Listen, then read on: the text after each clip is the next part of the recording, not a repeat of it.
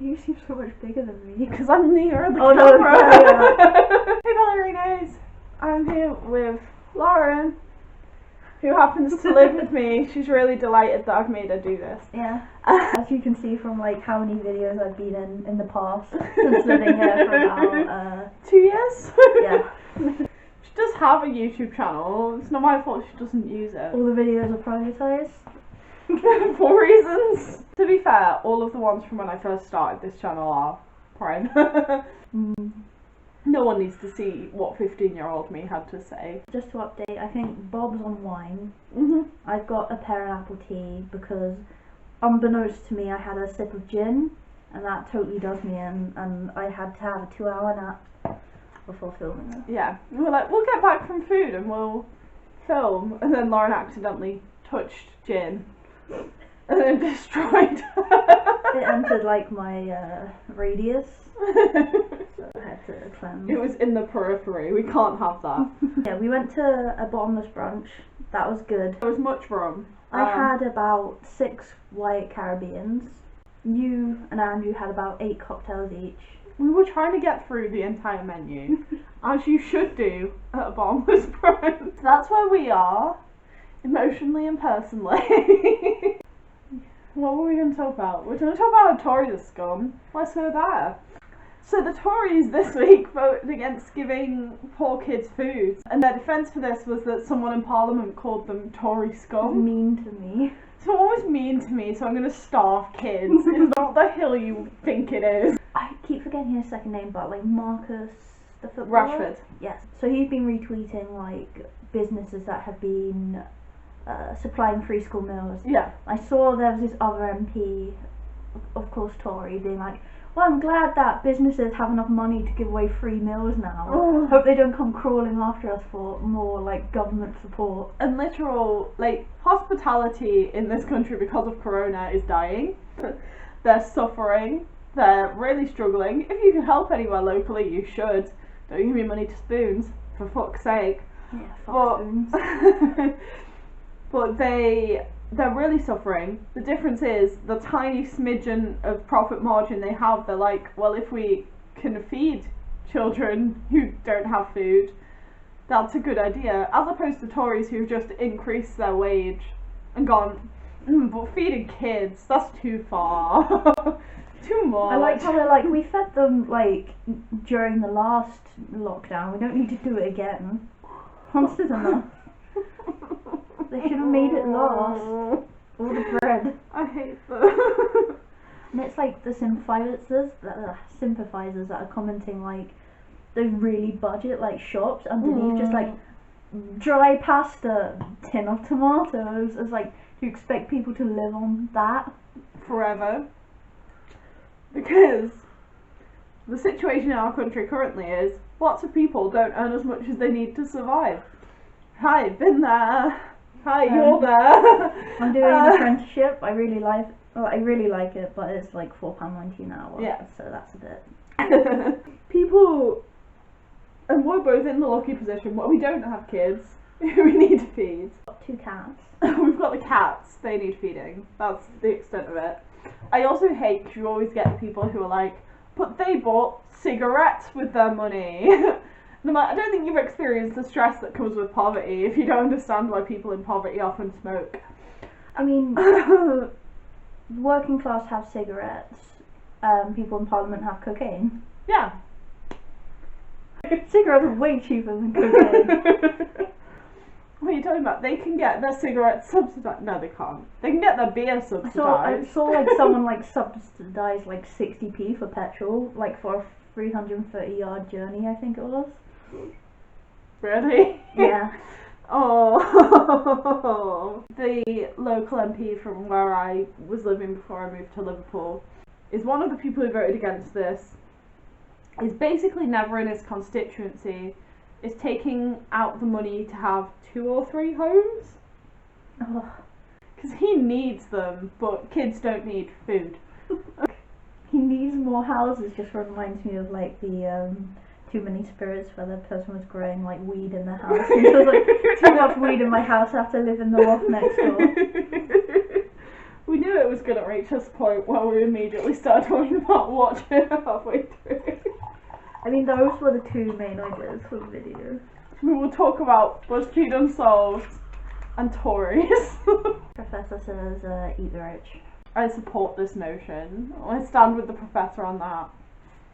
I'm not going to talk about my other Snitch opinions on the professor until later. There'll totally not be a video on that. If I was really mean, I'd be like, insert snippet here, but like, I don't want to make you do more editing. I'm not too bad with editing these. These are the easiest ones to edit because I don't have to add stuff to them. But yeah, Snitch on the Rich is a banger, and I support the notion. Something quite like anchoring about you being drunk and I'm just like relatively sober now. This never happens. Yeah, I have like no tolerance in comparison.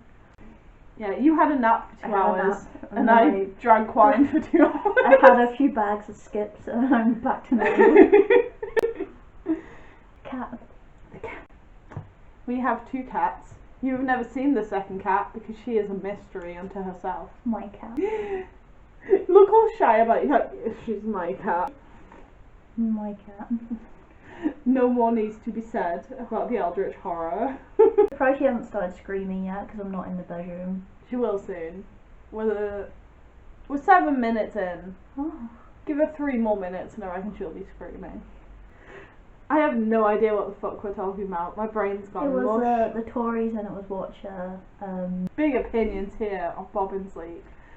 I think you mentioned it, but what's the scariest, like, Are You Scared episode? The one. It's the 911 caller one. Oh, And yeah. it's not because the story's that horrific. It's the point of view. Hi, I take emergency calls sometimes. I've only watched the slug person one and the 911 call. Which did you feel was more upsetting? I think the slug person one, like, I think I'm with Shane on the fact that, like, anything supernatural, like, isn't as scary to me than, like, real life people. Yeah. I get that. People are horrific. I'm generally terrified of them all the time. We had people outside our house that set fireworks off across At the road us. for fun. I think they were aiming them at each other, but they almost hit us in the process. Oh god. And they're not even that scary as far as people go. My dad didn't like them. Your dad, what did your dad call them? Oinks. He came to drop off some furniture. He had a rental van. I was like, oh, is there somewhere else I can park? Like, do those kids ever like go away? I'm like, no, Dad, They live live here. they're not going anywhere. I can't relate. Very middle class. I don't know what they mean. It's like when your dad was like, I don't understand when we were locking the door. So why are you locking the door at night? I'm like, I need to lock my door in the countryside because the countryside is fucked. Full of fucking Like, maniacs. the city is like, What is yeah, wrong with you to live in the countryside? Can we just say? like, city's like, yeah, you'll get stabbed. But it's usually like for some reason, Yeah, like you're a robbery involved, or or you're involved in some kind of drugs thing. So the countryside is where people will like break into your house and eat you. Yeah, all of the fucking cannibals are in the countryside because All the weird torture things where like people are like on a farm and like just kept there for weeks, that happens in the countryside. and it's always on a farm. I used to live in the country. I don't think anyone was like a serial killer. To your knowledge, But I'd be less surprised if they were. than if like our next door neighbours Yeah. turned out to be serial Yeah. killers. I think I've said it in this series before, definitely. I am very much city scum. I'm not designed for the countryside. Honestly, I'm kind of scared in the countryside a lot of the time. I know if someone was like chasing me in Liverpool, I could run and I'd get to a place where people were relatively fast. It's like that Peep Show quote. It's like, this is what happens when you live too far from a franchise coffee outlet. It's true! Someone could probably dart like a map where it's like closeness to like say Cafe Nero versus the amount of murder in the area. It absolutely exists. I also think you're less likely to find out someone's a murderer in the countryside though, which makes it worse. Yeah.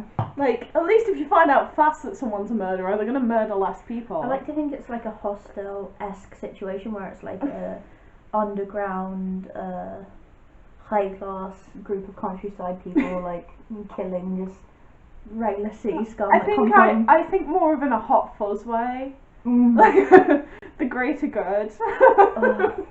Hot fuzz is a good one. Like they're just doing a murder because the countryside people don't like our village enough. We need to destroy them. Village of the year. See, I think like part of the charm that comes with Liverpool is that we know it's a bit shit.